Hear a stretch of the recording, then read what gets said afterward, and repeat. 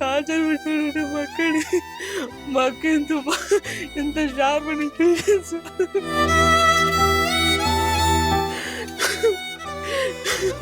వాడు ఖచ్చితంగా ఉరిశిక్ష పడాలి. వాడి జీవితంలో వాడి జీవితాంతం పడాలి.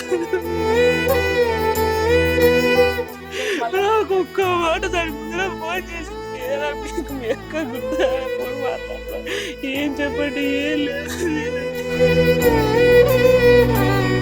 ఏమైందో ఎప్పుడు ఏమైందో మా అక్క వాడి కోసం ఎంత తాపత్రయపడిపోయిందో. మీ బావ అన్ని రాజీ చేయాలి, మీ బావ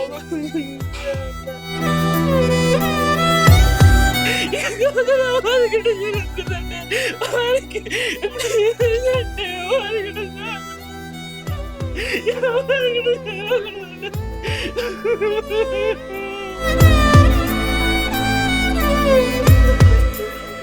వాడు ఏ ఆడపిల్ల జోలికి పోకూడదు. మా పాప మా కోసం చేతో లేకుండా చేశాడు వాడు. వాళ్ళ దగ్గర దూరంగా ఉండాలి. వాడు జైలు మగ్గిపోవాలి. వాడు నువ్వంటే నాకు ఇష్టం లేదు, నువ్వు అట్లా మక్కము, నీది పాడు ముఖము, నీ మీద నాకు ఫీలింగ్స్ కలగడంలే, నువ్వు ఫోన్ చేయకు అని చెప్పింది అన్నాను సార్. వద్దంటే నువ్వు ఫోన్ చేయొద్దని చెప్పి చచ్చిపో, నువ్వు చచ్చిపోతావేమో చచ్చిపో, నువ్వు ఇంట్లో ఏమన్నా చెప్పుకో, నాకు సంబంధంలే, ఇట్ట బుగ్గగిలి నీ స్మైల్ బాగుంది అని చెప్పినాడు సార్.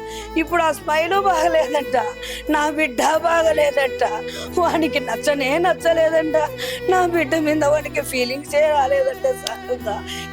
ఈ వద్దని డాడీ అంటే ఆడ బాధపడతాడు అని చెప్పి చేసుకునే వరకు తెచ్చి హ్యాంగింగ్ చేసుకుంది సార్. నా బిడ్డ మాకు జరిగిన అన్యాయం ఎవరికి జరగదు, ఏ ఆడపాపకు జరగకూడదు.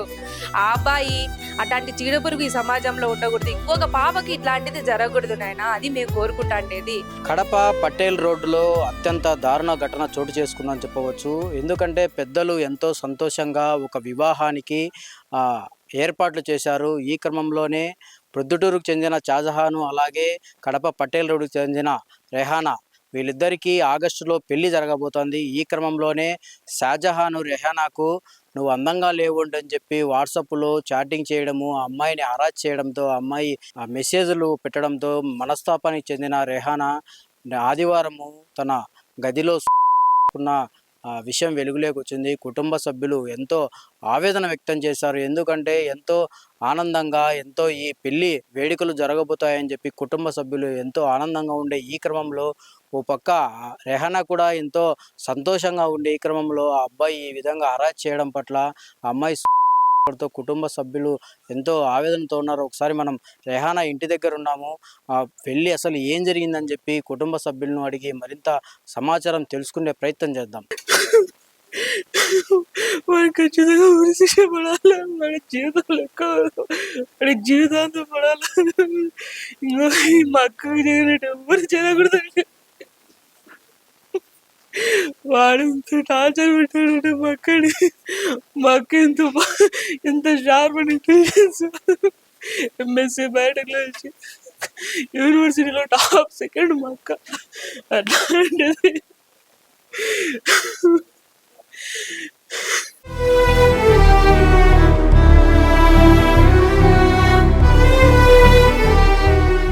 మా అక్క అంటాండ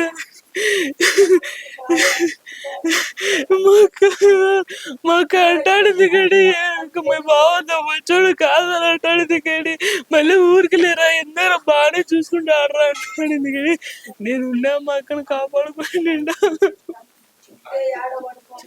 నాకు ఒక్క మాట దాని ముందర ఫోన్ చేసింది, మీకు మీ అక్క గుర్తు ఫోన్ మాట్లాడతా, ఏం చెప్పండి, ఏం లేదండి.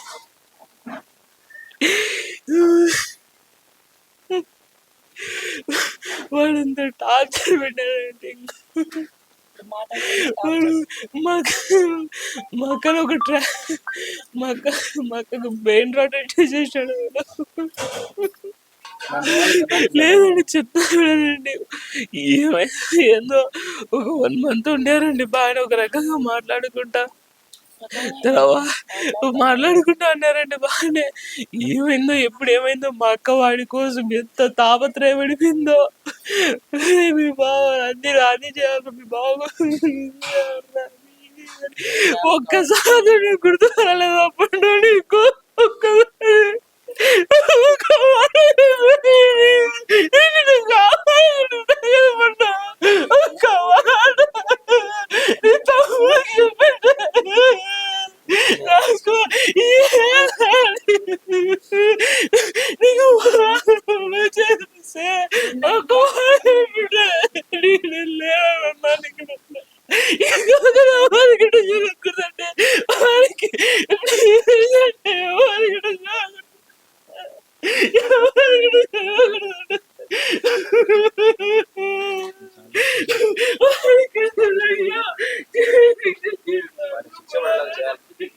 నేను వాళ్ళ చిన్న కొడుకు మాడుతున్నాను.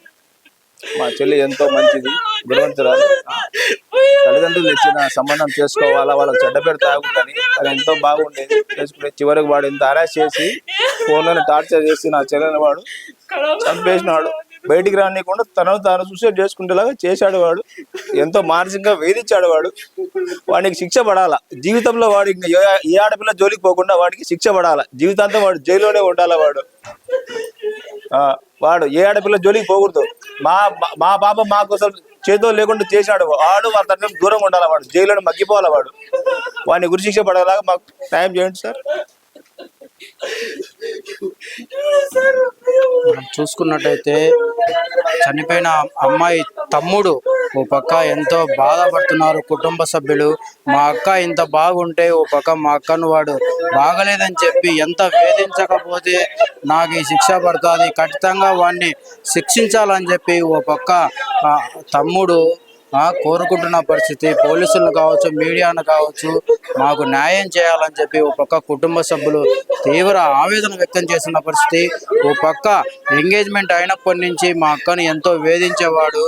నీ ముఖం బాగలేదు, నీకు మొటిమలు ఉన్నాయి, మచ్చలు ఉన్నాయని చెప్పి ఎంతో వేధిస్తే మా అక్క ఎంతో బాధపడింది. ఓ పక్క తల్లికి చెప్పుకొని ఎన్నో అంటే అమ్మ ఈ విధంగా అంటున్నాడు, నేను ఇంకా బాగా రెడీ అవ్వాలి, మేకప్ అవ్వాలని చెప్పి కూడా ఓ పక్క ఎంతో మంది డాక్టర్లను కూడా కన్సల్ట్ అయ్యి నేను బాగా కనపడాలని చెప్పి ఆ అబ్బాయిని ఎంతో ఇష్టపడింది. తన జీవితం పైన ఎన్నో ఆశలు పెట్టుకునింది. ఈ క్రమంలో అతను మా అక్కని ఎంతో వేధించి ఓ పక్క అంటే తన మాటలకు స్పందించే కొద్దీ తన శాడిజం ఎక్కువయ్యి మా అక్కను ఆత్మహత్య చేసుకునే వరకు ఆ దుర్మార్గుడు తీసుకొచ్చాడని చెప్పి ఓ పక్క కుటుంబ సభ్యులు తీవ్ర ఆవేదన వ్యక్తం చేస్తున్నారు.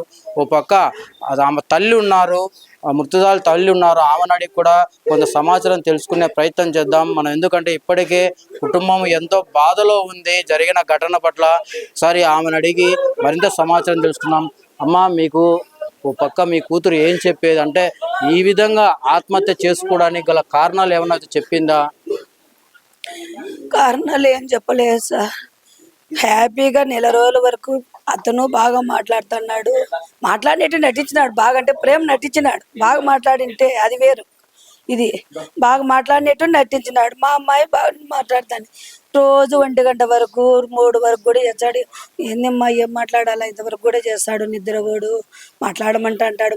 మాట్లాడమంటా అంటాడు. అంటే ఒకరినొకరిని అర్థం చేసుకోమంటున్నాడు. బాగా మాట్లాడుతాడు.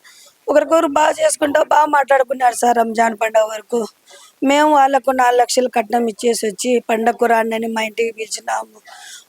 బట్టలు పెట్టి వానికి 5,000 లెక్క ఇచ్చి బట్టలు తెచ్చుకోమని చెప్పి వచ్చినాం సార్. పండగకు వచ్చినాడు. హ్యాపీగా మా ఇంట్లో తిన్నాడు. సరదాగా మాట్లాడినాడు. బాగా ఇది చేసినాడు. పోయేస్తా అని చెప్పి పోయినాడు. పోయిన 1 వారము అక్కడ ఉన్నాడు సార్ బెంగళూరులో. 1 వారం తర్వాత వరకు మాట్లాడినారు. 1 వారం తర్వాత మళ్ళీ కడపకు వచ్చినాడు సార్. కడపకు వస్తాడు అని చెప్పినాడు సార్. వచ్చినాక నుంచే ఫోన్ చేయలేదు సార్. నేను కడపకు వచ్చినాక రోజు మాట్లాడేవాడు. కడప ప్రొద్దుటూరుకు వచ్చినాక ఫోన్ చేయలేదు అని మా అమ్మాయి ఫోన్ చేసింది సార్. ఫోన్ చేస్తే నువ్వు నాకు ఫోన్ చేయగాకు, నువ్వంటే నాకు ఇష్టం లేదు, నువ్వు అట్లా మకము, నీది పాడు ముఖము, నీ మీద నాకు ఫీలింగ్స్ కలగడంలే, నువ్వు ఫోన్ చేయగాకు అని చెప్పింది అన్నాను సార్. ఏందో ఊరికనే అంటున్నాడేమోలే అనుకునేదంట సార్. ఎప్పుడన్నట్టు ఫ్రాంక్ తమాసుకుంటాను. నేను ఏం తమాసుకు మాట్లాడుతున్నావా అని అంట. నేను తమాసా కాదు నిజంగానే అంటాడా. ఇంతమంది కూడా నీతో అన్నా కదా, నువ్వు తిక్కమకం దానివి, నువ్వు సీరియస్గా తీసుకోలే. నేను ఇప్పుడు సీరియస్గానే చెప్తాను. నిజం చెప్పు అని మా కూతురు ఛాన్సే బాధపడి అవన్నీ అడిగిందంట సార్. నిజమే చెప్తాను, నువ్వు ఫోన్ చేయి, కట్ట చేయి, ఫోన్ పెట్టేసేయి, చేయగాకు. నువ్వంటే నాకు ఇష్టం లేదు, నీ మీద ఏ ఫీలింగ్స్ రావడంలే, నాకు 2-3 గర్ల్ ఫ్రెండ్స్ ఉన్నారు అని చెప్పినాడు. వానికి ఇంతకుముందు కూడా ఎంగేజ్మెంట్ అయిందంట సార్ పులిందల్లో. వాళ్ళ అమ్మోళ్ళు మాకు చెప్పలే. సరేలేని మా ఊరికి ఏమన్నా అన్నాడేమో అని 2 శనివారం శుక్రవారం వచ్చినాడు. శనివారము, ఆదివారము, సోమవారం నైటు ప్రొద్దుటూరు నుంచి కాక కడప నుంచి వచ్చి బెంగళూరు బస్సు ఎక్కడానికి వచ్చినాడంట సార్. ఏమన్నా ఊరికి అన్నాడేమన్నా కలిసి మాట్లాడితే కొంచెం ఏమన్నా అర్థం చేసుకుంటాడేమని ఐటీ కాడికి నేను వస్తాను, మన ఇద్దరం మాట్లాడుకుందాం అన్నాడంట సార్. అడిగిందంట సార్. నేను వద్దంటే నువ్వు వస్తానంటావే పాడమ్మకం నాన్న అని అన్నాడంట సార్. అంత మాట అనే తెలికి నన్ను పాడమకం అంటావి అని అన్నాడు సార్. నిజమే, నీ ఏం మకం నీది, తట్టలు గడగని కూడా పనికిరావు నువ్వు. నా కూతురు ఎంఎస్సి బయోటెక్నాలజీ చదివిన పిల్ల తట్టలు గడగని కూడా పనికిరాదన్నాడంటే సార్ వాడు ముండ నా కొడుకు. నీకేం పని వచ్చే, నువ్వు పాడమకం ఉండవు, నువ్వు వద్దు నాకు, నా దగ్గరికి రాకని పోయినాడు సార్ వాడు. సోమవారం పోయినాడు కదా వాడు. సోమవారం రాత్రి అంతా ఇది అయిపోయింది, మంగళవారం బుధవారము మళ్ళీ ఈ పాప ఇది చేసింది సార్. అయినా వాడు ఫోన్ ఎత్తలేదంట. నీకు ఎట్లుండాలో చెప్పు, నేను అట్లే నడుచుకుంటా అని ఈ పాప నచ్చ చెప్పుకొని అడిగింది. నువ్వు వద్దంటే నువ్వు ఫోన్ చేయొద్దని చెప్పి చచ్చిపో, నువ్వు చచ్చిపోతావేమో చచ్చిపో, నువ్వు ఇంట్లో ఏమన్నా చెప్పుకో, నాకు సంబంధంలే, నువ్వు ఇంట్లోనో వాడంటే నాకు ఇష్టం లేదని నువ్వే చెప్పుకో, నేను చెప్పను మీ వాళ్ళకు, మా వాళ్ళు కూడా నీకు ఫోన్ చేయరని వాళ్ళు కూడా ఆ పొద్దుట నుంచి ఎవ్వరు ఫోన్ చేయలేదు సార్. అయ్యాలకు బాగా చేస్తా అయ్యమ్మ అది ఇది అంటానింది సార్. వాళ్ళు ఎవ్వరు ఫోన్ చేయకుండా అందరు సైలెంట్గా 4 లక్షలు కట్నం తీసుకొని అందరు సైలెంట్గా అయిపోయి నా బిడ్డను ప్రెజర్ పెట్టి నువ్వు సజ్జిపో నువ్వు పాడు మక్కం అట్ట మక్కం అని చెప్పి హింసించి నన్ను హరాస్మెంట్ చేసినాడు సార్. వాడికి శిక్ష పడాలా, వాడు జాబ్కు అర్హుడు కాదు సార్. వాడికి గర్వం ఎక్కువ ఉంది సార్. వాడికి శాలరీ ఎక్కువ అని చెప్పి గర్వం ఎక్కువ ఉంది సార్. వాడిని పొగరు, ఈ అమ్మాయి కాకుంటే ఇంకొక అమ్మాయి నాకు ఈ శాలరీ ఉంది కదా, ఇంకొక అమ్మాయి నాకు ఇష్టపడి వస్తుంది అని అనుకొని వాడు హెచ్చరిపడతాడు సార్. వాడు సాఫ్ట్వేర్ ఇంజనీరింగ్ సార్. వాడు శాంసంగ్ కంపెనీలో సాఫ్ట్వేర్ కంపెనీలో ఉద్యోగం సార్. మంచి శాలరీ, మంచి ఉద్యోగం, ఇరుగు పొరుగు పంచోళ్ళు అని చెప్పినాడు సార్. మాకు బ్రోకర్లు కూడా అట్లే చెప్పినాడు సార్. మేమేం ప్రేమ, మాకు వాళ్ళు బంధువులు కాదు, మేము వాళ్ళకి బంధువులం కాదు సార్. అందరూ వాడు మీ బిడ్డ బాగా నచ్చిందని చెప్పినాడు సార్. వాడు మీ బాబు ఫోటోలో కంటే ఈడే బాగుంది అన్నాడు. ఇప్పుడు చూసినాక నిశ్చితార్థం అయిపోయి 20 రోజుల తర్వాత బాగలేదంట వానికి. ఎంగేజ్మెంట్లు ఇట్ట ముద్దులు పెట్టి ఇట్ట బుగ్గ గిలిన నేటి కూడా ఉన్నాయి సార్. ఇట్ట బుగ్గ గిలి నీ స్మైల్ బాగుంది అని చెప్పినాడు సార్. ఇప్పుడు ఆ స్మైలు బాగలేదంట, నా బిడ్డ బాగలేదంట, వానికి నచ్చలేదంట, నా బిడ్డ మీద వానికి ఫీలింగ్స్ రాలేదంట సార్. ఇంకా ఏం చేస్తుంది సార్ నా బిడ్డ, అంతకంటే ఇంకా ఏం చెప్పుకోవాలా. మా నాన్న ఇంత ఘనంగా నా నిశ్చితార్థం చేసి అందరికీ ఫ్రెండ్స్ అందరికీ చెప్పుకొని ఈ పొద్దు వాడు వద్దన్నాడని చెప్తే మాకు బంధువులలో పరువు పోతాదని చెప్పి అట్ట ఆలోచన చేసి ఎవరికి అక్కకు బావకు తమ్మునికి ఎవరికి ఇంతమంది ఉన్నాయి ఎవరికి చెప్పుకోలేక ఫ్రెండ్స్కు చెప్పుకోలేక అందరి గురించి రాసిరే. ఇంతమంది ఉండారు, నేను ఎవరికి చెప్పుకోలేకుండా ఉండారా. మా డాడీ బాధపడతాడు ఇంత మంచి సంబంధం తెచ్చినా అని చెప్పి. ఈ పొద్దు వద్దన్నాడు డాడీ అంటే ఆడ బాధపడతాడు అని చెప్పి వరకు తెచ్చి హ్యాంగింగ్ చేసుకుంది సార్. నా బిడ్డ హ్యాంగింగ్ చేసుకుంది. మా పాప నాదెళ్ళ రెహనాను షాజహాన్ అనే అబ్బాయికి పెద్దలు కుదిర్చిన వివాహమే చేస్తే వాడు బాగా క్లోజ్గా మూవ్ అయ్యి ఫోన్లో మాట్లాడి పాపకు బతుకు మీద సంసారం మీద ఆశలు కల్పించి ఫ్యూచర్ని బాగా కలలుగనేలాగా చేసి అన్ని 20 రోజులు బాగా మాట్లాడి తర్వాత నువ్వంటే నాకు ఇష్టం లేదు, నాకు గర్ల్ ఫ్రెండ్స్ ఉన్నారు, నాకు అన్ని అలవాట్లు ఉన్నాయి, నువ్వే వద్దని చెప్పు, మీ ఇంట్లో నా తప్పు ఉండకూడదు, నువ్వే చెప్పి ఎట్లన్నా చచ్చిపో, నువ్వే చెప్పి ఈ పెళ్ళిని ఆపియాలా అని మా పాప నారాజు చేసి మా పాప ఎంతో ఆనందంగా మంచి సంబంధం వచ్చింది, నా సంసారం బాగుండాలా అని అన్ని కలలు మేడలు కట్టుకునే పాప తల్లిదండ్రులు మంచి సంబంధం తెచ్చినారు అని బాగా హ్యాపీగా ఉన్నాడు మా డాడీ అని వాళ్ళని చూసింది 20 రోజులు. మా డాడీకి ఎట్లా చెప్పుకోవాలా, నా నిశ్చితార్థం ఆగిపోతే నన్నేమనుకుంటారో, మా డాడీ పరువు పోతుంది, మా డాడీని బాధ పెట్టలేక ఆ పాప ఇంట్లో చెప్పుకోలేక ఇట్లా వీనితో వేగలేక మా పాప చచ్చిపోయింది. అయినా ఇప్పుడు ఎవరిది చేశారు, మాకు జరిగిన అన్యాయం ఎవరికి జరగదు, ఏ ఆడపాపకు జరగకూడదు.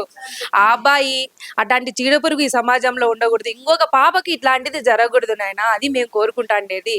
వాడు ఏదన్నా శిక్ష పడితే మాకేం రాదు, మా పాప మాకేం రాదు, కానీ నా బిడ్డకు జరిగినట్టు ఇంకొక ఆడపాపకు జరగకూడదని దయచేసి అందరికీ ఈ సమాజంలో ఉన్న ప్రతి ఒక్కరికి ఆడపిల్లల్ని టరాజ్ చేయకూడదని నేను మనస్ఫూర్తిగా కోరుకుంటున్నాను.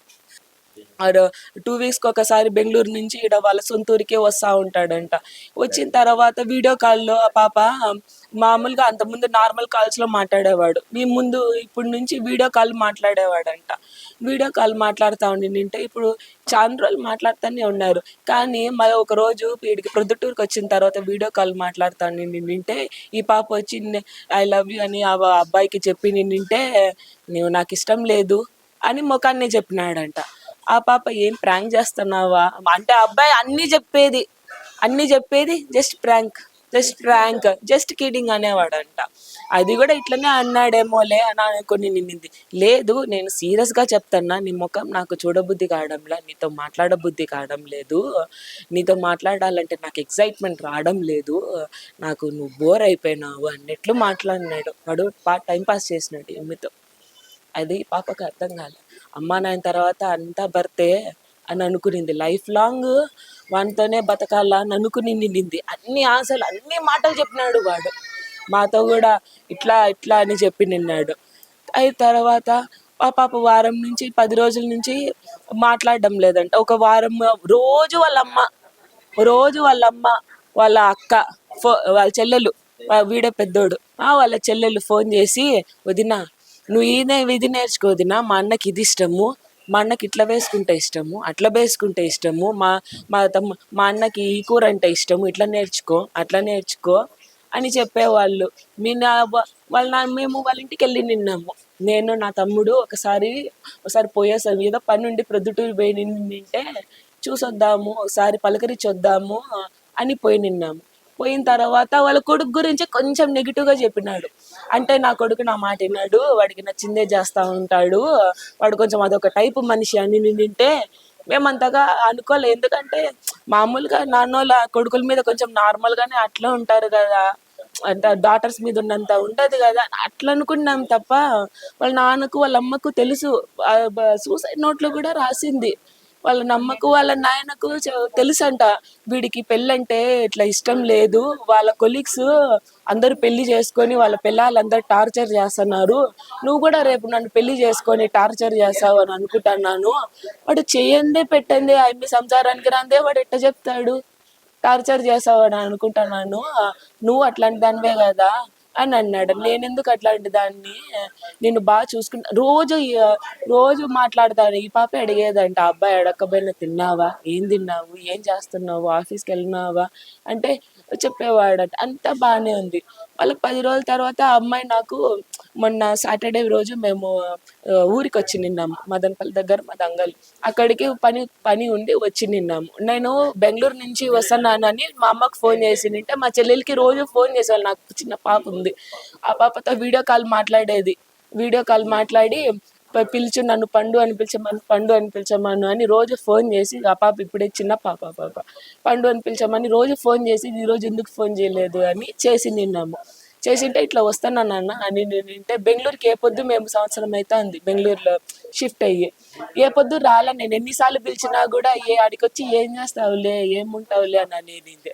అది అట్లాంటిది ఆ పాపే ఫోన్ చేసి నేను బెంగళూరుకి వస్తాను అని నింది. ఏం బా పండు ఎప్పుడు రాంది, నేను వస్తానంటే రా పండు పోదాము, ఆ పాప పేరు ముద్దుగా పండు అని అంటాము. రా పండు నువ్వు అడగాల, నువ్వు వస్తే మేమేం కాదంటాం. ఎంగేజ్మెంట్ అప్పుడు కూడా అట వచ్చింది, లెహంగా తీసుకుని నింది, నాకు పని ఉందిలే మళ్ళీ అన్ని ఎంగేజ్మెంట్ అరేంజ్మెంట్స్ అన్నీ చేసుకోవాలని నేను అని వెళ్ళిపోయి నింది. సరేలేరా ఆ పాప లెహంగా కూడా మేమే ఆడన్ని స్టిచ్ చేయించుకొని ఆ పాప నగలన్నీ తీసుకొని ఎంగేజ్మెంట్ రోజు మేము ఎంగేజ్మెంట్ 2 రోజుల ముందు మేము వచ్చినాము. కొంచెం పొగరుగా మాట్లాడేది మాకు అర్థమైంది. పోనీలో మన పాపతో బాగుంటే సాల్లే అని అనుకున్నాము. కానీ ఇంత పని చేస్తాడని అస్సలు అనుకో. ఆ పాపని మాటలతోనే హింసించాలని హింసించినాడు బాగా మాటలతోనే. ఆ పాప తీసుకోలేకపోయింది. వాడికి ఏంటంటే వాడికి ఉరి శిక్ష వేయకూడదు, వాడు జైల్లో ఉండిపోవాలి, వాడు అసలు బయటికి రాకోకుండా ఉండాల, అసలు బయటికే రాకూడదు. మా పిల్లకి రేపు వాడు బయటకు వచ్చినాడు అనుకో, ఈ సంవత్సరం కాకపోయినా ఇంకో 2 సంవత్సరాలు 5 సంవత్సరాలు అయినా కూడా మర్చిపోతారు కదా, కొంతమంది మర్చిపోతారు. ఈ న్యూస్ పోతుంది, ఉండేది పోతుంది. కొంతమంది అమాయక ఆడపిల్లలు వాళ్ళ అమ్మ నాయన బిడ్డనైనా తెచ్చుకుంటారు కదా, ఏదో బీదింటి బిడ్డ కానీ ఎవరైనా ఇట్లా మాలాంటి అమాయకులు ఉంటారు కదా, వాళ్ళు 2 నెలలు వాడు బయటకు వచ్చినాడు అనుకో, 2 నెలల తర్వాత అయినా కూడా ఇంకొక ఇట్లా మంచి సంబంధం అని వేరే వాళ్ళు చేసుకున్నాడు, అప్పుడు అప్పుడు వేరే పాపని అట్టే చేస్తే వాడు బయటికి రాకూడదు. వాడు బయటికి రాకూడదు. బయటికి వస్తే వాడు ఇట్లా ఇవన్నీ పోతాయి. 2 రోజులు 3 రోజులు వారం రోజులే మళ్ళీ వెళ్ళిపోతాయి. ఈ కొంతమంది చూడరు ఇట్లా విషయాలన్నీ. వాడికి ముందు కూడా ఏదో పులివెందుల్లో ఏదో సంబంధం ఇట్లా నిశ్చితార్థం వరకు వచ్చి ఆ పాప ఇట్లా తెలుసుకొని కొంచెం ఆ పాప గిట్టి పాప కాబట్టి నాకు వద్దులే నాయన అని చెప్పింది. ఈ పాప మెత్తగా పాప కాబట్టి మా నాయన మా పరువు ఇంట్లో ఆలోచించి ఇంత పిచ్చి పని చేసుకునింది వాని గురించి. వాడు బయటికి రాకూడదు. వాడికి చచ్చిపోయేంత వరకు జైల్లోనే మగ్గిపోవాల. చావు అంటే ఏందో వాడు ఇక్కడే చూడాల. ప్రతిరోజు నేను ఎందుకు ఇట్లాంటి పని చేసిన, ఎందుకు ఆడపిల్లల విషయాలలో నేను ఇట్లా చేసిన. వాళ్ళకి 2 చెల్లెళ్ళు ఉన్నారు. వానికి కనీసము ఆడపిల్లలతో ఎట్లా మాట్లాడాలి, ఏం మాట్లాడాలని కూడా తెలియదా? నీ ముఖం చూడాలంటే నాకు విరక్తిగా ఉంది. అట్లాంటోడు ఎంగేజ్మెంట్ అప్పుడు ఇట్లా బుగ్గలు గిల్లి ఇట్లా చేసి అట్లా చేసి వాడేదో పెళ్ళికి ఫోటోలు తీసుకునేటట్టు తీసుకున్నాడు. ప్రేమతో తీసుకున్నాడు అనుకున్నాం, కానీ ఇట్లా చేస్తాడని అసలు వానికి ఉరిశిక్ష పడకూడదు సార్. వాడు జైల్లో ఉన్నంత వరకు మగ్గిపోవాల. వాడికి జైల్లోనే నరకము తెలియాల. వాడు బయటికి రాకూడదని కోరుకుంటున్నాం సార్. తల్లిదండ్రులు ఒకటే కోరుకుంటున్నారు, ఇంత దారుణంగా అమ్మాయి సూసైడ్ చేయడానికి కారణమైనటువంటి షాజహాన్కు ఒకటే శిక్ష పడాలి. అంటే మా బిడ్డ ఎలా చనిపోయింది తిరిగి రాదు, ఇంకొక ఆడబిడ్డ అన్యాయం కాకూడదంటే అతనికి కఠినంగా శిక్ష పడాలని చెప్పి తల్లిదండ్రులు ఎంతో ఆవేదన వ్యక్తం చేస్తున్నారని చెప్పవచ్చు. ఎందుకంటే తన బిడ్డను ఎంతో ఆవేదనకు గురి చేశాడు. నువ్వు అందంగా లేవు, నువ్వు ఇలా ఉండాలి అలా ఉండాలంటే మా బిడ్డ తన కోసము ఎన్నో ప్రయత్నాలు చేసింది. అయినప్పటికీ మా బిడ్డతో ఇన్ని ఆటలాడి ఈరోజు నువ్వు నచ్చలేదని చెప్పి మా బిడ్డ చనిపోయే వరకు తీసుకొచ్చాడు. ఆ దుర్మార్గుడు ఖచ్చితంగా కఠినంగా శిక్ష పడాలి. మరణశిక్ష కాదు, జీవితకాలం జైల్లోనే ఉండాలి ఆ నిందితుడు అని చెప్పి ఒక కుటుంబ సభ్యులు తీవ్ర ఆవేదన వ్యక్తం చేస్తున్న పరిస్థితి.